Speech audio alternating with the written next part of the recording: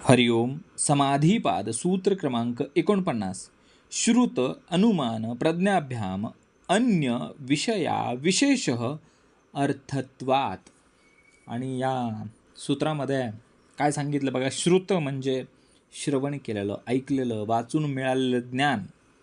अनुमान म्हणजे तर्क करून, अंदाज करून, विचार करून मिळालेलं ज्ञान. प्रज्ञाभ्याम म्हणजे श्रुत आणि अनुमान या दोन्हींपासून मिळालेलं ज्ञान. अन्य म्हणजे वेगळं, विषया म्हणजे विषय जो आहे जाणण्याची पद्धत, आणि विशेषार्थत्वात म्हणजे विशेष आहे ते अद्वितीय स्वरूप असल्यामुळे. बघा ना, मागचं सूत्र काय होतं. ऋतंभरा प्रज्ञा. ती कशी होती ऋतंभरा प्रज्ञा. श्रुत म्हणजे ऐकलेलं आणि अनुमान म्हणजे तर्काने मिळालेले ज्ञान यांच्यापेक्षा पूर्णपणे वेगळी असलेली प्रज्ञा म्हणजे ऋतंभरा प्रज्ञा. कारण ती ऋतंभरा प्रज्ञा, तिचा विषय आणि तिचं स्वरूप हे विशेष होतं. थेट अनुभवावरती आधारित असलेलं ते ज्ञान होतं.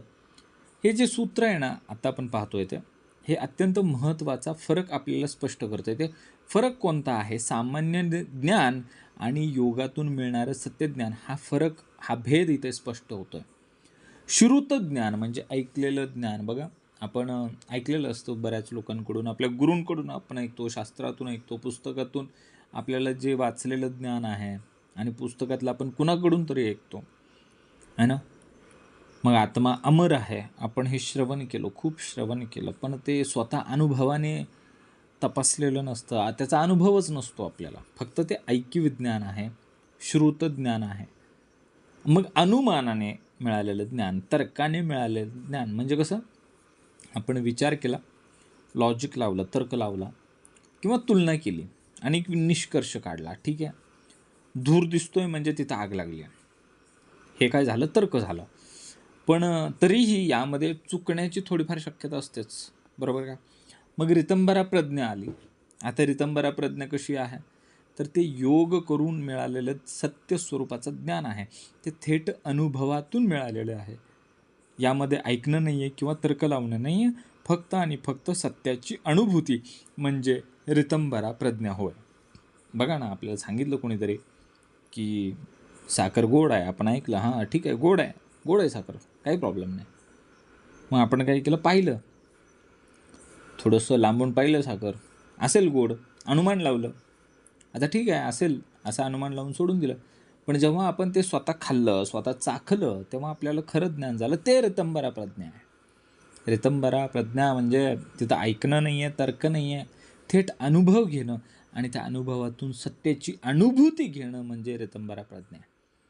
बघा ना, नकाशा आहे, नकाशा आणि प्रत्यक्ष अनुभव आहे. नकाशावरती आपण पाहिलेलं असतं. नकाशावरती हे गाव, ते गाव, हा गड, हा तो किल्ला, हा तलाव, ती नदी, कितीतरी काही काही असतं. पण नकाशातून आपल्याला फक्त माहिती मिळते. पण ॲक्च्युली जेव्हा आपण प्रवासाला निघतो तेव्हा आपल्याला मार्गाचा अंदाज येतो. ते डोंगर, ते दऱ्या, त्या नद्या, ते गडकिल्ले, ते आपल्याला जेव्हा आपण प्रत्यक्ष जातो, जेव्हा आपण स्वतः चालतो ना, तेव्हा आपल्याला प्रत्यक्ष अनुभव येतो. ती ऋतंभरा प्रज्ञा आहे. नकाशामध्ये पाहिलं, माहिती मिळाली, ती श्रुत ज्ञान आहे. आणि आपण अंदाज लावला, काय नाही, घाट वगैरे असतील, एखादा दुसरा घाट असेल, हा अनुमान होता. पण जेव्हा आपण प्रत्यक्ष गाडी चालवत त्या ठिकाणी पोहोचलो, ते प्रत्यक्ष अनुभव म्हणजे ऋतंभरा प्रज्ञा होती. श्रुत आणि अनुमान हे मध्यस्थ आहेत, इनडिरेक्ट नॉलेज. पण ऋतंभरा प्रज्ञा म्हणजे प्रत्यक्ष डायरेक्ट रिअलायझेशन आहे. म्हणून ज्ञान जास्त अचूक, शुद्ध आणि निर्विवाद असतं. कोणतं, ऋतंभरा प्रज्ञेचं, कारण ते प्रत्यक्ष असतं. कसं असतं, डायरेक्ट रिअलायझेशन असतं.